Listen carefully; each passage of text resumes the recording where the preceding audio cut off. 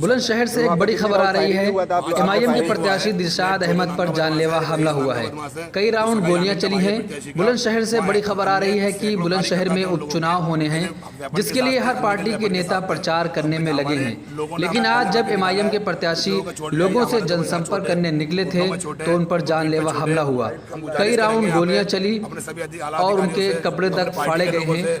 अपने कार्य का पड़ेगा जब भी लड़ेंगे इंशाल्लाह। तो वहाँ पे कितने राउंड फायरिंग भी हुआ था? आप पे फायरिंग हुआ है, उसमें एक जोजो नाम का बदमाश है, एक रईस नाम का बदमाश है जो सगा यामीन का भाई है प्रत्याशी का। वहाँ अन्य सैकड़ों कार्यकर्ता थे, उन लोगों के ऐसे वेपन के साथ थे, अनलीगल वेपन के साथ थे। हम पे हमारे लोगों ने हमें गोले भर के निकाला है। कुछ लोगों का चोट भी आई है। हमारे देखो यहाँ चोट है, घुटनों में चोट है, ऊपर पीठ पे चोट है। हम गुजारिश करेंगे यहाँ पे अपने सभी आला अधिकारियों से, अपने पार्टी के लोगों से, अपने कार्यकर्ताओं से कि एमआईएम की सपोर्ट में आए और उनको जवाब दें मुंह तोड़ कि एमआईएम के प्रत्याशी पे हमला करने का मकसद क्या होता है। हम हक की आवाज़ के लिए उठे हैं, अपनी बहनों की अजमत की हिफाजत करने को उठे हैं। आज हम पे हमला हो गया, क्या इस देश का क्या होगा आखिर को? ऐसे क्रिमिनलों के हाथ में आप इलेक्शन देंगे, चुनाव देंगे, मुद्दे देंगे, आखिरकार हमारा क्या होगा? जैसा कि जनता से पता चल रहा है कि वहाँ के लोग आपके साथ हैं और आप जो जिस तरीके से उनकी जो मूल समस्याएं हैं उनको उठा रहे हैं और लगातार उन ऊपर जो जुल्म हुआ है वो आप लोगों के सामने रख रहे हैं, क्या ये उन्हें बर्दाश्त नहीं हो रहा है? आज हम लोगों के प्यार के अनुसार वहाँ गए थे। पिछले 4 दिन से खबरें आ रही थी आप कसाई बाड़े में आइए, आपकी बिरादर का मसला है। हमने कहा नहीं, हम आएंगे बाद में। आज हम वहाँ गए उनके प्यार के मुताबिक। उन लोगों ने हमें इन्वाइट किया था जनसंपर्क में, हम उनसे हाथ मिलाते हुए निकल लेते। अब पता नहीं सर हम क्या कह सकते हैं। जैसा कि बुलंदशहर में ये जो पूरे एक हवा बनी पड़ी है कि रावण ने हमला कराया है दिलशाद पे, क्या ये बात सही है? नहीं है, ये वो रावण का प्रत्याशी है, प्रत्याशी का भाई रईस बदमाश है, हिस्ट्री शीटर। आज से पहले कई 302 के मुकदमे रह चुके हैं। उद्योगपति होने के कारण से रद्द कर दिए गए हैं। जो नाम का आदमी आज भी हिस्ट्री शीटर है, बदमाश है, उसके साथ अन्य बहुत बड़ा बदमाश है। पूरे उत्तर प्रदेश के इतने बदमाश उतरे हुए हैं यहाँ पे आज। खास एसएसपी साहब से मैं निवेदन करता हूँ कि माननीय एसएसपी साहब जांच कीजिए। पूरे क्रिमिनलों की लोबी उतर चुकी है यहाँ पर। बुलंदशहर के अंदर 1000 क्रिमिनल लाए गए हैं बाहर से।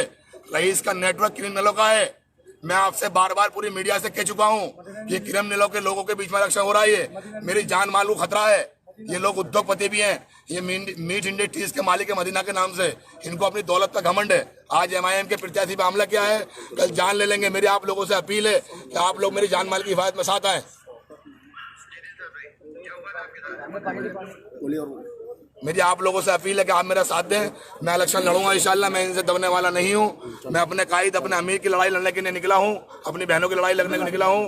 आज मेरे ऊपर हमला हुआ है, मुझे जान से ही मार देंगे तो इंशाल्लाह मैं खड़ा रहूंगा। आप लोगों से मेरी दुआ की अपील है। आपने बताया कि फायरिंग भी लोगों ने किया था आपके ऊपर? जी फायरिंग हुआ सर। वहां से मैं जब निकल, वहां से मेरे कार्यकर्ताओं ने पकड़ लिया। किस पार्टी के लोग थे? आजाद समाज पार्टी के, रावण पार्टी के लोग थे। क्या वो कैंडिडेट भी साथ में था? कैंडिडेट का जो भाई है रईस, जो पुराना हिस्ट्री शीटर रिया खुर्जे का आज भी है, जो था, अन्य और भी बदमाश है जिनको मैं जानता हूँ, फोटो है मेरे पास में, जो टॉप 10 बदमाश है, वो सब यहाँ आए हुए हैं। बार बार वो हम पे गाली गुफ्ता करता है, लेकिन हम वहाँ से निकलने की कोशिश की है तो उन्होंने कहा इसे जान से मार दो। वो तो अल्लाह का शुक्र है, अल्हम्दुलिल्लाह एमआईएम के प्रत्याशी को दुआएं लगे हुई है तो हम वहाँ से निकल आए। आप हमारी हालत देख सकते हैं कि हमारे हाल में लोगों से क्या किया।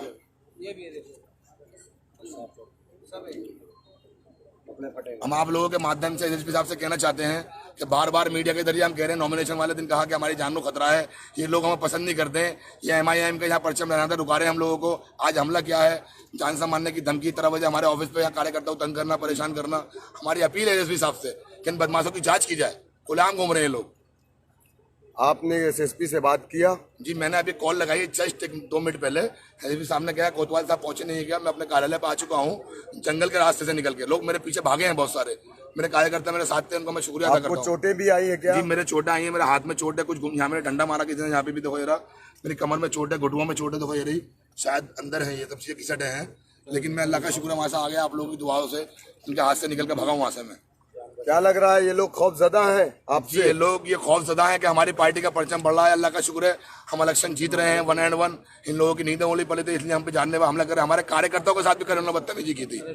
आज इन लोगों ने ऐसा हमला किया है तो हम क्या कर सकते हैं इस पोजीशन में, बताइए। अल्लाह का शुक्र हमारा इलेक्शन बढ़िया चल रहा है। हम सब लोग शरीफ हैं, पढ़े लिखे लोग हैं, कारोबारी लोग हैं। हम लोग इस वक्त बुलंदशहर में हैं और बुलंदशहर में मजलिस इत्तेहादुल मुस्लिमीन के कैंडिडेट जनाब दिलशाद साहब जनसंपर्क करने के लिए शहर के अंदर कुछ इलाकों में गए थे, जहां पर आज़ाद समाज पार्टी के कैंडिडेट, उनके कुछ लोगों ने, खास करके उनके भाई का नाम इन्होंने बताया, उनके ज़रिए से इन पर हमला हुआ है।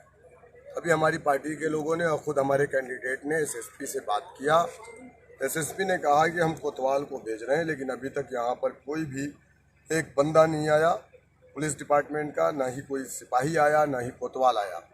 और हम लोग इंशाअल्लाह ताला यहाँ से बहुत जल्द अभी यहाँ से निकलेंगे, एसएसपी के पास जाएंगे, तहरीर देंगे। लेकिन मेरे उत्तर प्रदेश के डीजीपी से मांग है कि जो लोग इस तरीके का काम कर रहे हैं, जो इलेक्शन में बाधा फैलाना चाह रहे हैं, जो जान लेना चाह रहे हैं, इलेक्शन को गलत रुख पर लेकर के जा रहे हैं, आप इन पर लगाम लगाइए और बुलंदशहर के एसएसपी को आप हिदायत दीजिए, इनको निर्देशित करिए कि वो सारे लोगों की जान माल की सुरक्षा करें। अगर ऐसा नहीं हुआ और हमारी एफआईआर दर्ज नहीं हुई तो हम यकीनन बुलंदशहर में प्रोटेस्ट करने जा रहे हैं। कौन जीत रहा है बिहार?